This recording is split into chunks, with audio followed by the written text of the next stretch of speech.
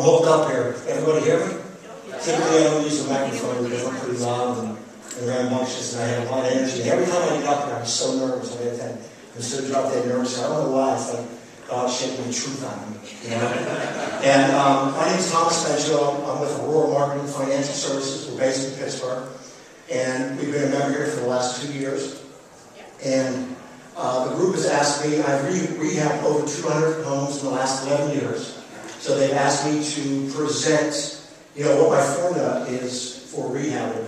And we want to teach those investors out there that may potentially want to be an investor rehabber. Or at the beginning of the meeting, I met two individuals who I'd like to stand up, Bob Kelly and Martin Vivodes. They both want to be wholesalers. And so what I did was I put myself as an investor in this group. Okay? Why would I want to deal with those guys? You know, what can you offer me? Okay, I've got my sit down, thank you. The reason why I did that was because I made them guys commit to me that they were going to leave tonight with 2 business cards, which is a very small, incentive or goals to put for them. But I want them to leave with 2 cards of investors who need a bird dog, who need a wholesaler. Okay, but what I did is I put myself in the investor's shoes in this room. How can this guy get onto my team? And then I realized that you better know what a rehab includes. If this guy doesn't have a clue about rehabbing, he better not waste my time. If he comes up to me with a property, right, and he says, I can get this for $200,000, I just bought 3 of them at $100,000, don't waste my time. Okay, so I kind of just started going off and I pretend to be an investor. This is what I need you to do. You need to come to me with rehab figures. This is what I'm buying the property for. Okay, there's a cracked foundation. I researched it. This is what it costs to fix the foundation.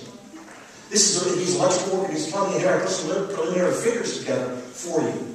He's doing my job. Now that's the kind of guy I want on my team.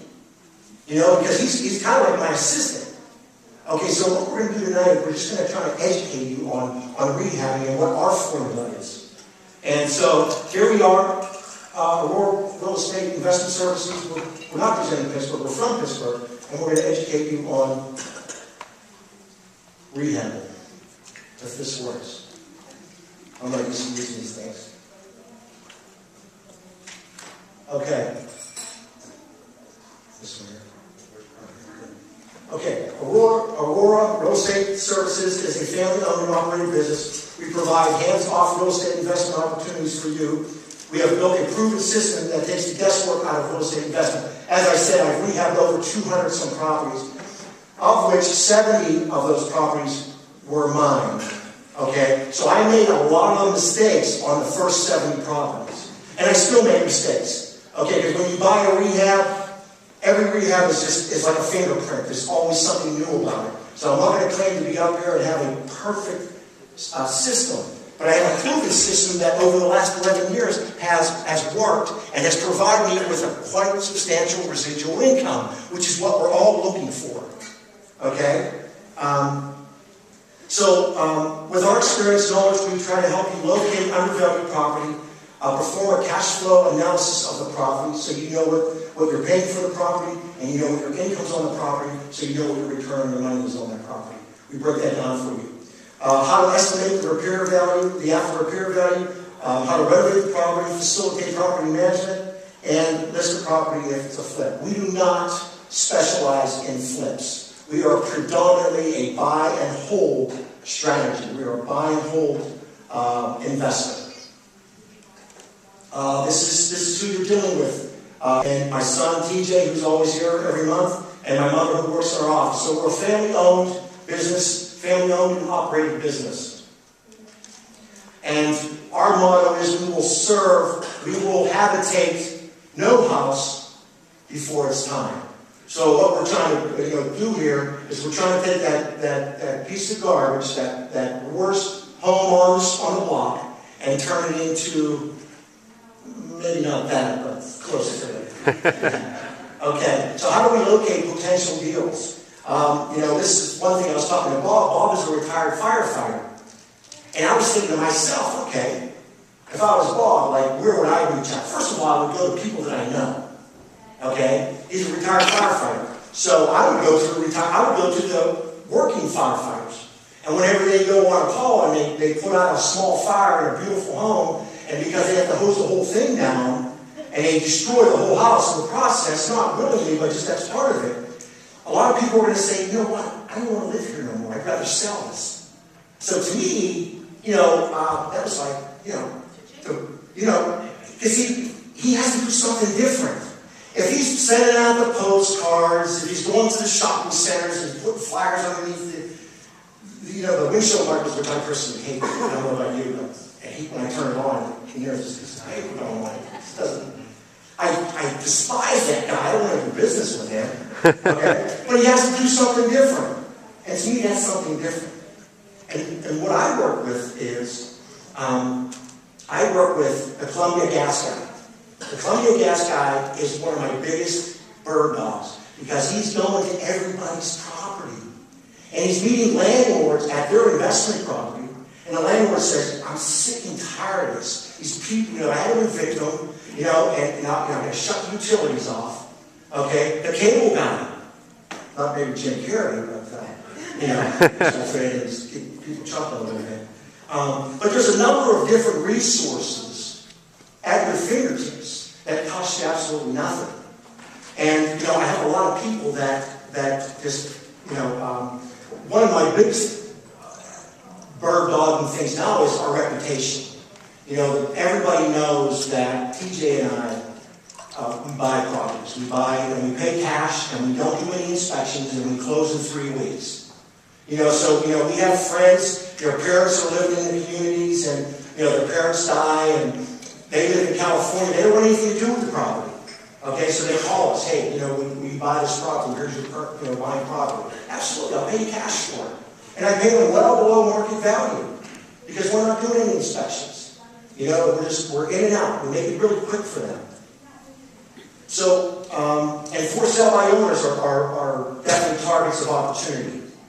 Because they're looking, the reason why it's for sale by owners is they don't want to pay realtor fees and they're willing to sell below market.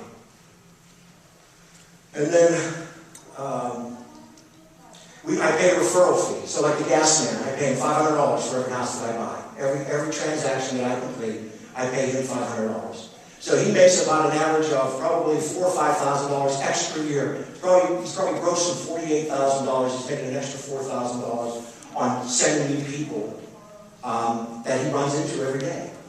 So I have the postman on my payroll. I have the water guy on my payroll. I have the metal man who's getting his butt tore up here, okay, on my payroll. And then we also build special relationships with realtors. There's realtors in Pittsburgh who deal primarily with foreclosures, tax sales, and things like that. And then we also deal with the MLS, which opens up a lot of other opportunities. And then again, I repeat, the reputation. Everybody, my family, it's just like, someone told me one time, you should be really proud of what you do. So proud that everybody you know should know what you do. Okay? Just like the Girl Scouts. When you send your Girl Scout out to sell cookies, she's knocking on all those doors. The only way she's selling cookies is that people know that you sell them. So she has to get out there. Your group would be your family, then your cousins, then your friends. And they should all know what you're doing. And it only takes one lead for you to get a payday. The qualification process. So, the qualifying, how we qualify our properties is we like to target specific neighborhoods that have a community development corporation. That they have they're plugged into government money where, they are already improving the community and they have special grants or, they just have a really proactive approach to rehabbing their community. So we work with these groups and we try to work hand in hand with those people because they are in the process of pre-qualifying buyers. They work with the local banks. So just by working with the CDC, that's the Community Development Center. Just by working with them, they are working with the banks. So that opens up another pool of potential renters for us. Even better, they want to lease the property with the option to buy. I have 70 units. Out of my 70 units, I have about 5 leases with the option to buy. The reason why I like that is because when people do a lease with the option to buy, I'm out of the landlord business. I don't have the landlord because they take responsibility for the property. So I try to do as many of those as possible. And I like to try to turn my neighborhoods that I'm investing in into owner-occupied neighborhoods. The more owner-occupied units that I have in my neighborhood, the more valuable my investment becomes.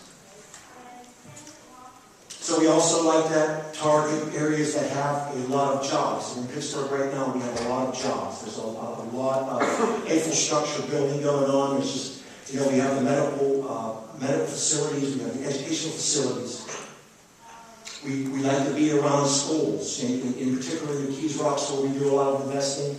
They have a new school, so there's people that move out of the city and into our area because they want their 1 through 9-year-olds to be in a new elementary school because newer facilities, supposedly better education. Okay? That necessarily doesn't equal each other, but we like to try to believe that. And we stay away from boarded up streets. We typically will not buy a property that's near a board. If there's a boarded up house here, unless I can get that under contract, or if I can get it for dirt cheap, I will not renovate near a boarded up home. But if I can get it for a song and dance, if I can buy it for $5,000 and put $10,000 into it, and get $600 or $700 rent, I would do that. I would not suggest that to any of my investors unless they came to Pittsburgh themselves and were willing to share that risk.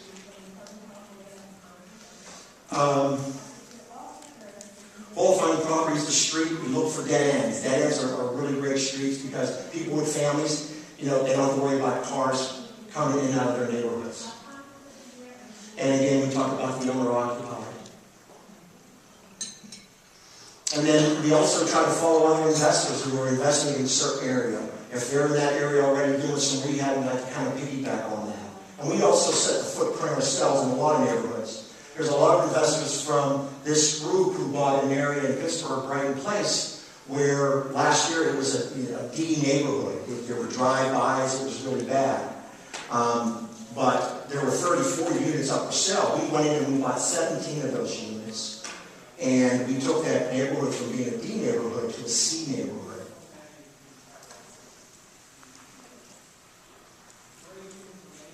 We predominantly try to look for brick.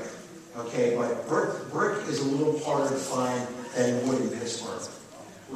Brick structures typically are going to be less maintenance over the long run, and it's just, year in and year out, it's just going to prove to be less maintenance, and it appeals to the people as well. It appeals to people. They like the brick structure. We like to